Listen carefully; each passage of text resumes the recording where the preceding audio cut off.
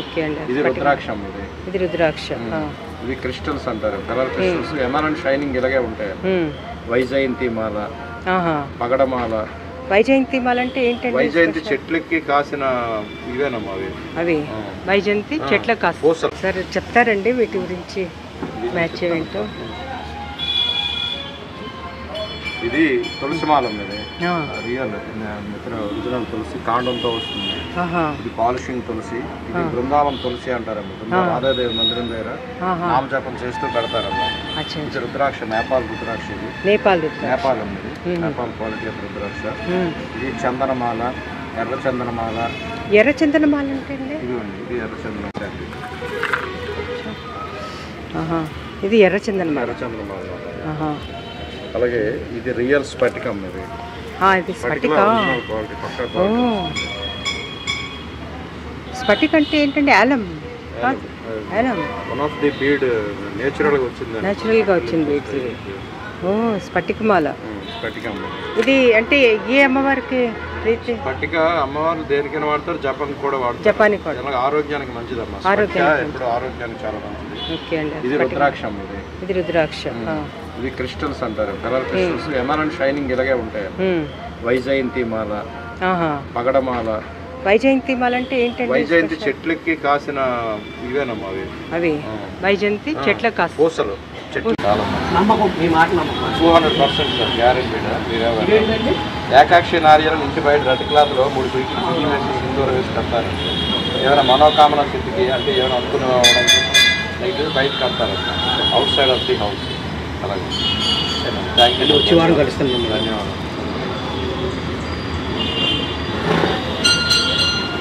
అంటే నేను షాప్స్ చూసాను కానీ నాకు ఇంకా ఎక్కువ యూనిక్గా అనిపించింది. ఎక్కువ వెరైటీలు ఉన్నాయండి మీ దగ్గర. రుద్రాక్ష చూసాను, కరుంగళి కూడా అంత కామన్ గా దొరకదు అక్కడ. అది ఒరిజినల్ కాదు, అది కూడా ఇక్కడ గుర్రపు చూసారా బొమ్మలు కనిపిస్తున్నాయి కదండి ప్యాకెట్ పైన.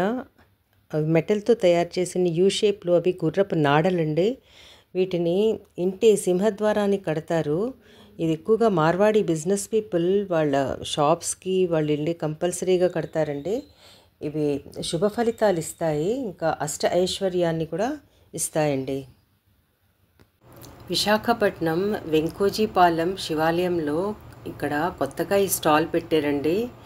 ఇక్కడ ఉన్న జపమాలలు న్యాచురల్ అండ్ ప్యూర్ అండి, అసలు కల్తీ వీటిలో ఉండదు.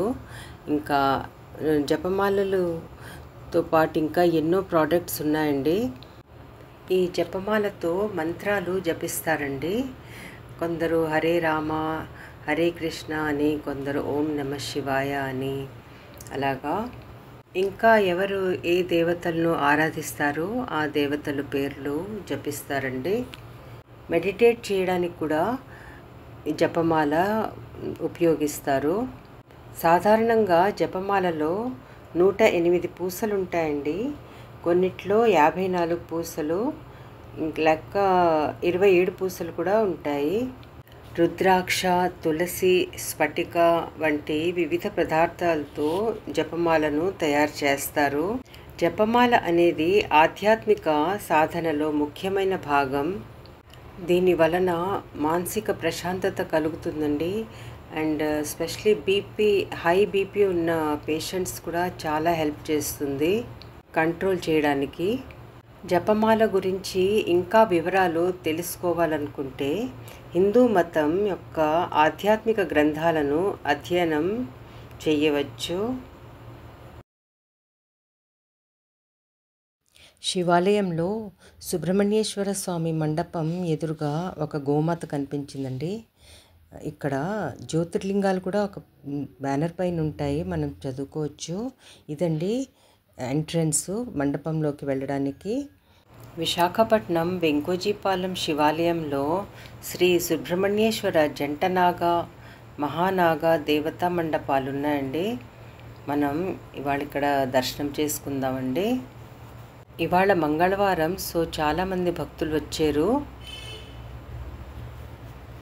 ఈరోజు మంగళవారం అండి. చాలామంది భక్తులు వచ్చారు. ఇక్కడ పాలతో అభిషేకం చేస్తున్నారండి గర్భగుడిలో. సో ఇక్కడ పాల ప్యాకెట్స్ దొరుకుతాయండి బయట, శివాలయం బయట స్టాల్స్ ఉంటాయి. అక్కడ పూజా సామాగ్రి, పాల ప్యాకెట్లు అన్నీ దొరుకుతాయండి. అక్కడి నుంచి తీసుకొచ్చి మనం ఇక్కడ అభిషేకం చేసుకోవచ్చు. ఇక్కడ శివపార్వతులు ఫోటోలు ఫ్రేమ్స్ అవి కూడా ఉన్నాయండి. ఇదిగో దర్శనం చేసుకోండి.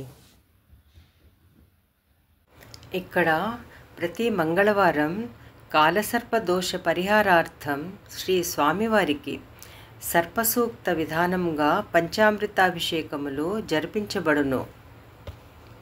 ఆలయం చుట్టూ భక్తులు ప్రదక్షిణ చేస్తున్నారండి.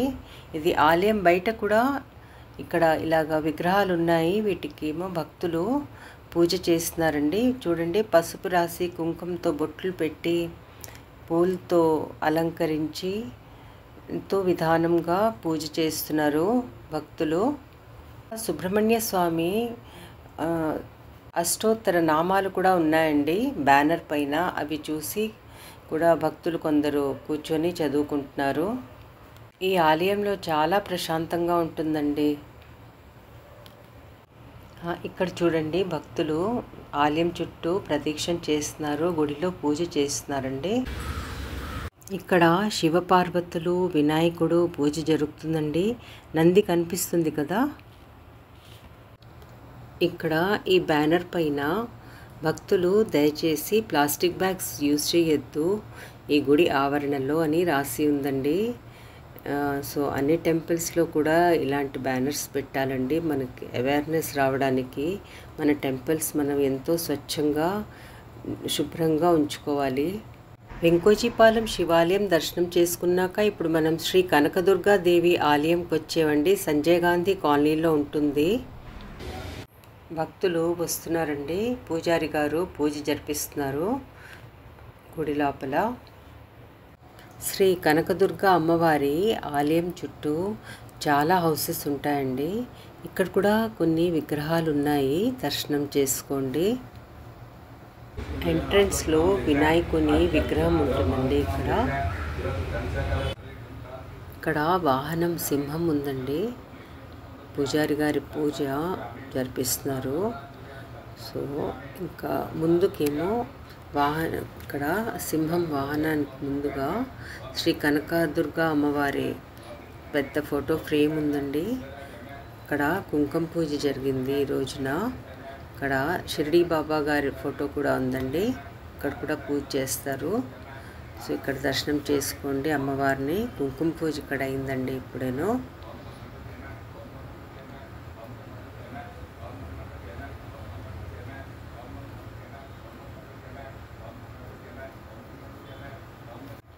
అమ్మవారికి ఆరతి ఇచ్చారండి. అమ్మవారి గర్భగుడికి ముందుగా ఇక్కడ శ్రీ గణపతి విగ్రహం ఉంటుందండి, దర్శనం చేసుకోండి. ఇక్కడ చాలా క్లియర్గా కనిపిస్తుంది. అమ్మవారిని బాగా దర్శనం చేసుకోండి.